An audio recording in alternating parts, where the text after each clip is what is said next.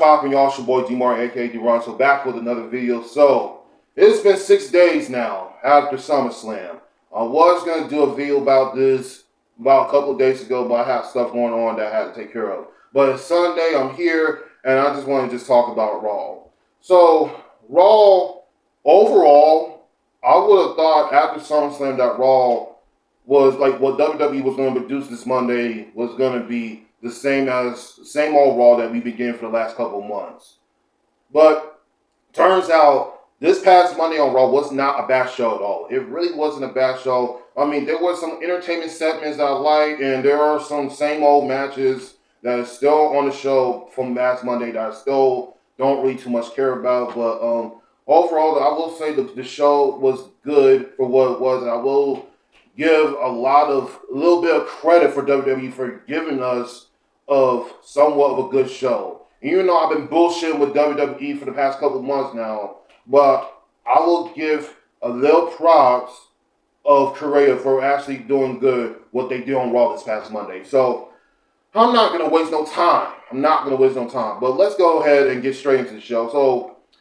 So Roman comes out and does his usual thing. He comes out and says, "Acknowledge me," and then talks about all the stuff about what Seth and at SummerSlam and all that. And then LA Knight comes out, and not only he comes out to the Roman, but he congratulates Roman on winning the World Heavyweight title by beating Seth Rollins. And I actually did like the back and forth when LA Knight still calls Roman and telling him you're still a fraud. And then Roman was just looking so confused, and he got these smug looks on his face, and he just looks completely confused of what LA Knight is saying. And Roman was like talking about like, what the hell are you talking about? Reigns is not fraud, but the thing is, talking about being a megastar and wearing a Walmart watch on his wrist was, honestly, y'all, Roman actually buried LA Knight on this segment where he pointed out where LA Knight was wearing a Walmart watch that he actually got from Walmart, which I don't know if that's the watch that he got from Walmart or he got it from somewhere else, but Roman just completely buries LA Knight in this segment when he actually pointed that out. But being a megastar, you gotta look like one, and Roman shows off his skull on Torture's Billion watch that he's showing on camera, and everybody's running his mouth about saying congratulations and telling LA Knight that you beat my cousins in a 6-man tag. What have you done since then? You have not won no Battle Royal. You have not won a world title match. The only thing you've been doing is nothing. Not winning no tournaments, no big matches, or even else a Battle Royal. And Roman goes straightly talking to the camera and said, you don't get to be a #1 contender spot by bitching and moaning. We're not going to sit around and complain anymore. And then Knight mentions waste his cousin's time. Might have wasted the Roman's cousins, the Usos' time. And Roman says, you're not going to waste my time. And Roman says, you got to go back to the back of the line. Whilst Roman was going to go back to the line, and then LA Knight stops him. And this is where LA Knight got a lot of energy on Roman. And LA Knight says Roman aura is so much cooler of what he is not standing in front of him. And Reigns stands and makes the smug looks of what says Knight has not earned it, has not even earned it. And LA Knight earns his time again and again. But it took me 38 people to beat him. And fitting that Reigns and Rollins was in the group called The Shield because, and I thought this was a funny line what LA Knight even said, calling out The Shield, because they used to be in the numbers to the shield them of these guys like them. LA Knight does the NO to 10 TO alphabet and says Roman sucks and Reigns is a fraud and the biggest vomit in the business, and Reigns is one of the levels because of the title, but he is not on LA Knight's level. And LA Knight lights up the bottle. And Knight, and everything Reigns is wishing he could be when Roman figures out where to buy a pair if he cannot group one. And Knight slaps back to go back to the flow factory of settings. And now you end up uncrowning the champion of the world, saying LA Knight, yeah, and that's how the segment ended. I actually thought this was a very good segment from both of them. And, we have seen these guys fought before. I mean, to be real, y'all, and I mean, like, Roman was saying some truth, and so is LA Knight. I mean, Roman, like, he's on his game when it comes to when somebody comes up to him. LA Knight is that guy. But we all know that LA Knight is not going to beat Roman. I mean, they didn't even announce of what the next PLE show is going to be. I'm assuming it's going to be WrestlePalooza. Who remembers that? What happened last year? I certainly do not want to see another pay-per-view of WrestlePalooza again, but that's probably might happen. But look, LA Knight has all the tools. I've said this multiple times, guys, that LA Knight has the right tools of what a real superstar is. I mean, LA Knight has the aura. I mean, he got the charisma. He got the microphone skills. I mean, he's good at everything that he does. The problem is, LA Knight is not a fan of Triple H.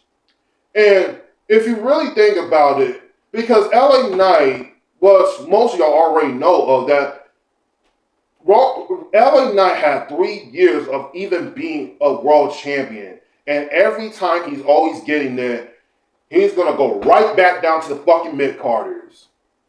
And that's what's going to happen. I mean, LA Knight is not the biggest star like what Roman is.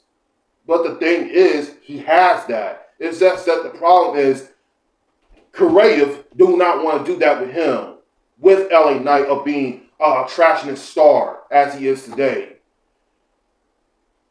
Like, I don't understand what we're doing with LA Knight. But I know these guys are going to have a good match and all. But at the end of the day, LA Knight is still going to lose to Roman. He's not going to beat Roman eventually. He's not going to do that. I mean, if he did beat Roman, then that could go somewhere a bit differently if LA Knight does beat Roman Reigns. But, and again, he's not going to beat him. Now, there could be something of where WWE will just pull a swerve, the same thing how they did with Sami Zayn like 2 months ago when he was WWE champion. And they could probably do the same thing with LA Knight, of where many of us might not know, oh, this is something I was not expecting. LA Knight is the new World Heavyweight Champion. Oh my God, I cannot believe this.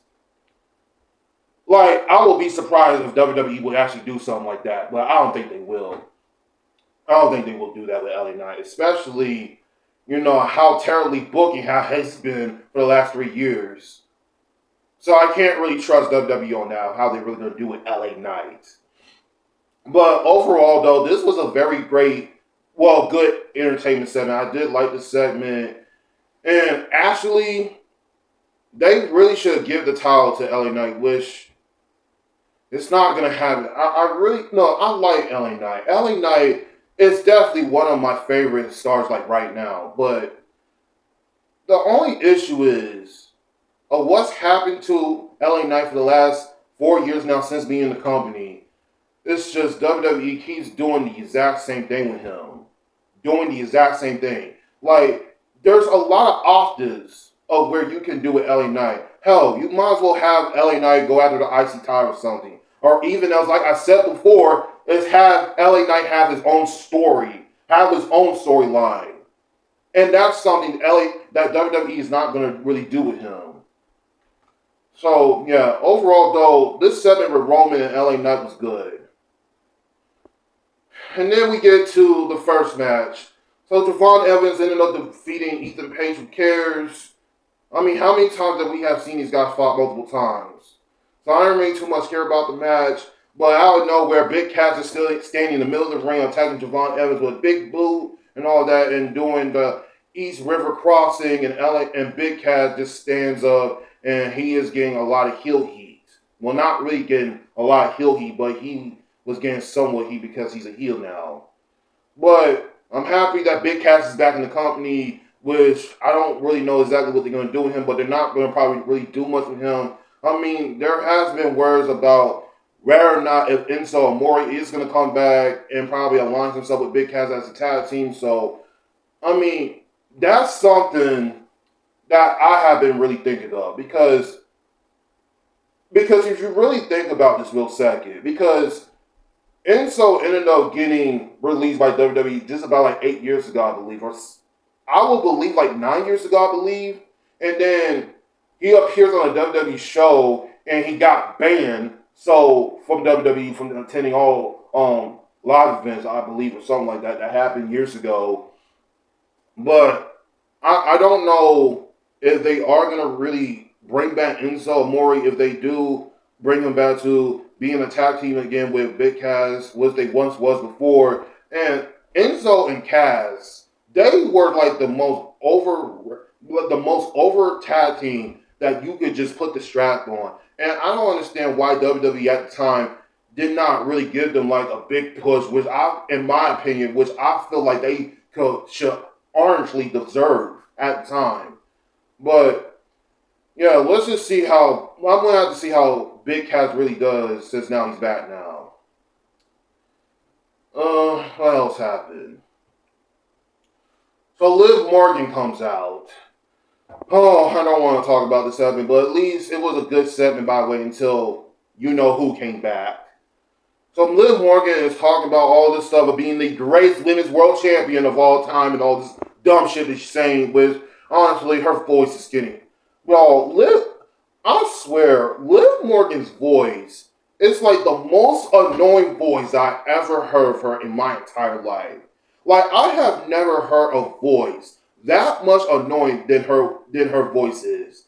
Like she's not that annoying. It's just her voice. It's just irritating and just annoys me sometimes, but not all the time. But it does. Then she talking about being EOC at SummerSlam and da da da da da da da. And what else happened?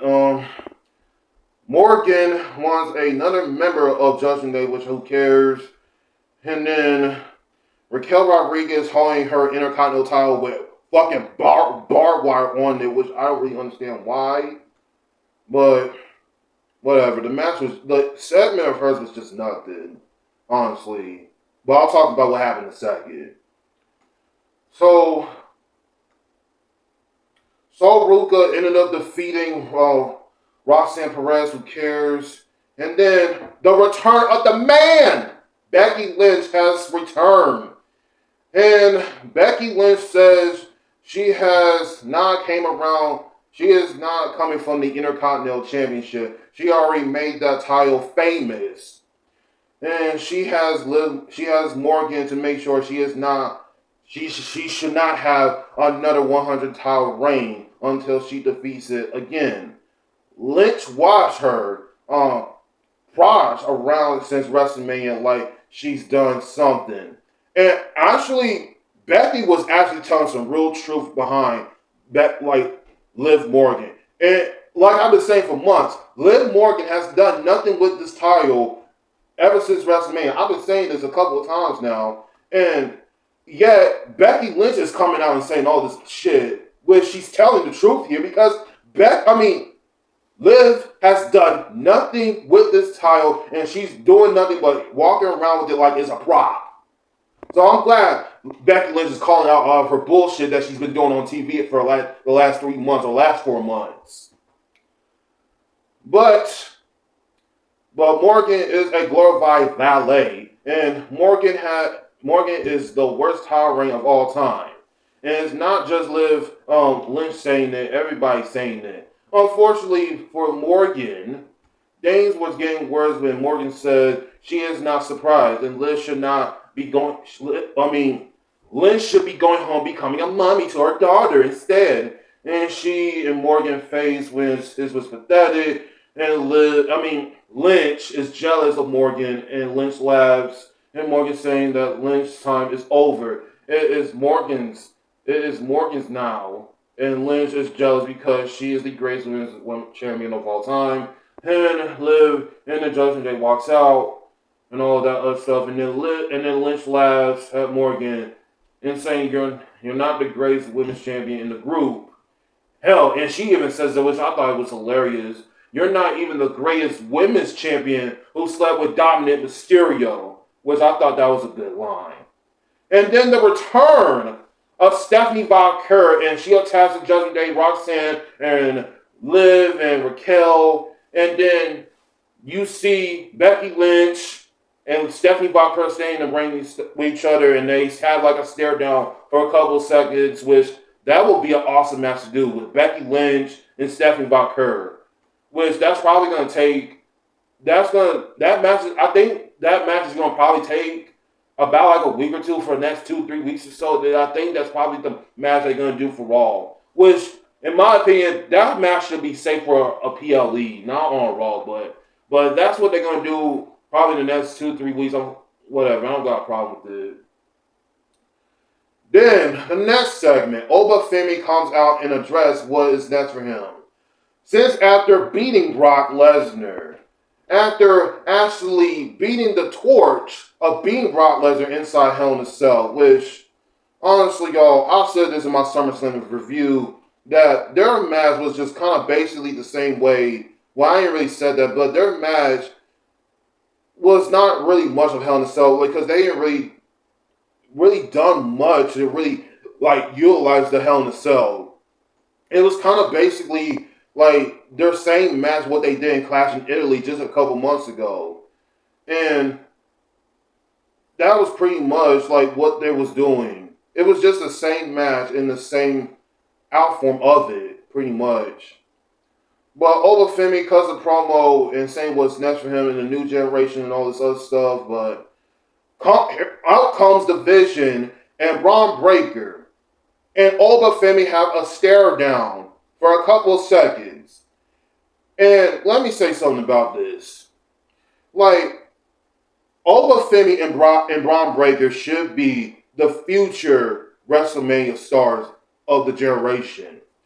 With Braun Breaker, I'd rather literally him being the exact same level of where Obafemi is today. Because when Obafemi got called up to the main roster, not like early this year, with Braun Breaker, he has went down the deep end.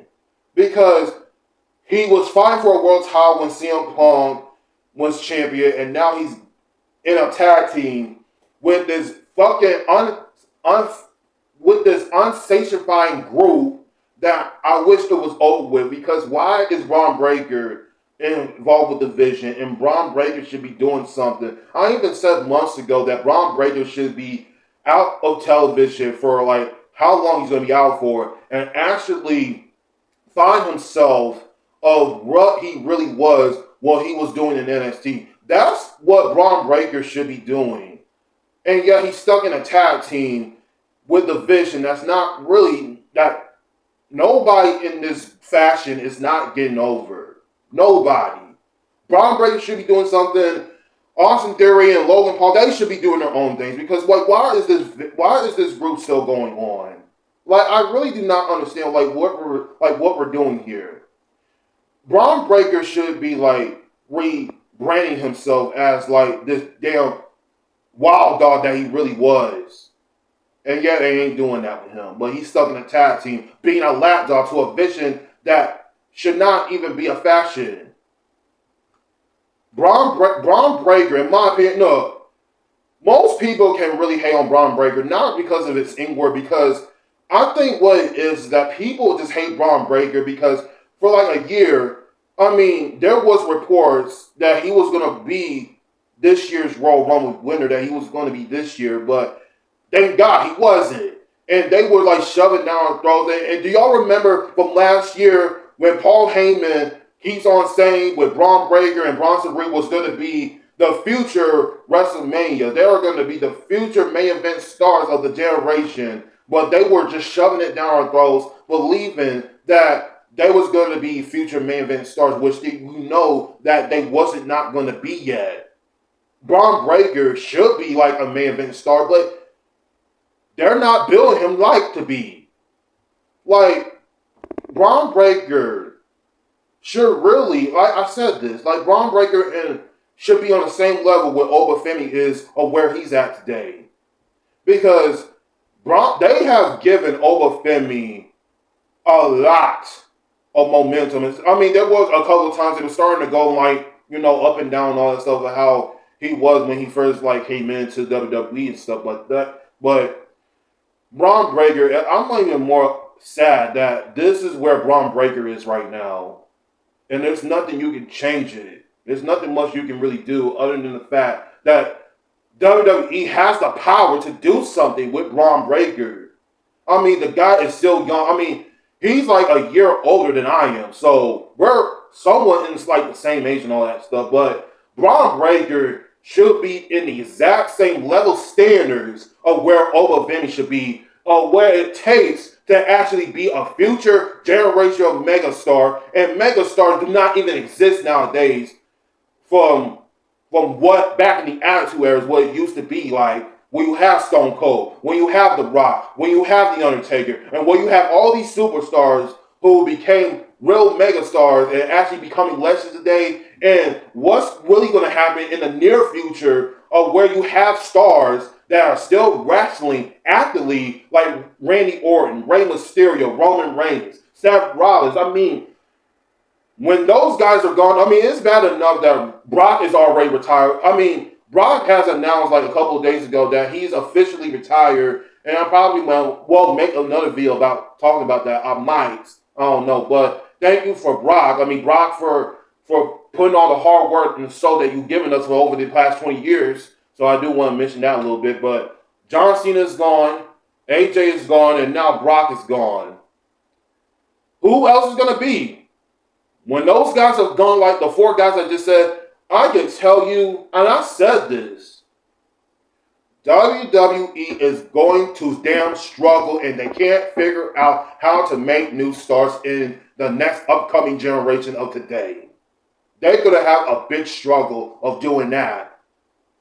So they better figure out what to do or how to make a new star. I mean, they're making a star like Oba Femi, but Braun Breaker and the other people, they need to start doing all that stuff now. Because if they do all that stuff for the next 10 years or so, it's too late for that. Because if you would have started early, then maybe we should not have really built somebody up who's been here for how long now? I mean, it was already time for Braun Breaker to actually be a big star like Oba Femi is today.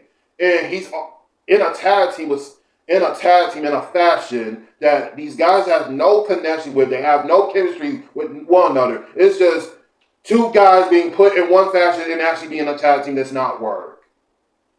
So I really hope WWE really considers really doing something with Braun Breaker, because they're not going to have that much time to really do something, but they better. They should.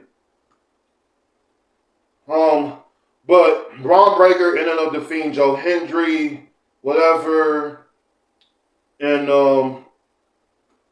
Penta and Chad Gable have their interaction, and Penta saying congrats to Chad for winning the Intercontinental title, and then Dominic and JD McDonough coming out and saying a bunch of BS and whatever. I don't care. Penta and Chad Gable defeats the Judgment Day, whatever. And, of course, the main event, Jacob Fatu ended up defeating Royce Keys in the street fight. Now, I will say this was the match was not bad, but at least it had that hardcore style wrestling of a street fight.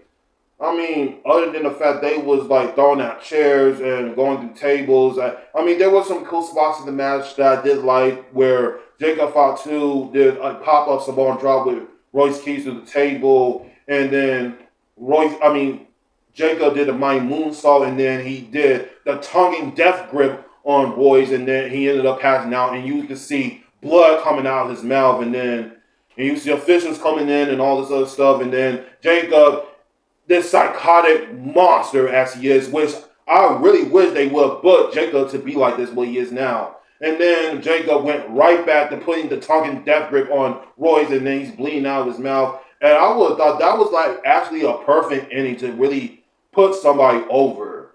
And then Roman comes out and he acknowledged that what Jacob did was perfect, and then he puts up the one, and everybody starts putting up the one. But before the end of the show was over, Rey Mysterio runs up to Roman, shakes his hand, and saying that Rey is the GM of AAA, and he wanted to chat with Roman and actually discuss with him some things, and that's how the show ended. And I actually did saw something about this too. So they're gonna do this tournament where they're gonna do this tournament of some people from AAA that's gonna be featured on Raw and SmackDown, and they're doing this tournament to figure out who's gonna fight Roman Reigns for the world title on September 4th of the edition of Raw in Mexico City, New Mexico. But I mean, I don't watch AAA, but hopefully that will be something that I can look forward to. I mean, I look at the bracket a little bit, and the only people I just really saw was just Penta. So with Penta versus Roman, I can see that being a good match. But I mean, I don't watch, like I said, I don't watch AAA, but I don't really know the exact reason why Ray is inviting Roman to AAA, even though there's not like a lot of people who really watch AAA. But since Ray invited him, since he's the GM of AAA, maybe that would be somewhat interesting. We'll see how that goes. But overall, this was a very good Raw to actually the fallout of SummerSlam. So, where everything was going on with Raw, I actually did enjoy some entertaining things during the show. And I am surprised that the show was not bad or awful like it has been for the past couple months or so. So I'm going to get a thumbs up on that. But yeah, that is it for this video, y'all. Y'all let me know which was your thoughts about Raw this past week. Y'all let me know in the comments what y'all think. Follow me on social medias down below. I'll be back with another video, y'all. Peace. This is my moment to shine. This is my time for flight. I've been grinding forever just for this very night. I've been pushing for many moments like this. This time it's undervalued and no one ever could.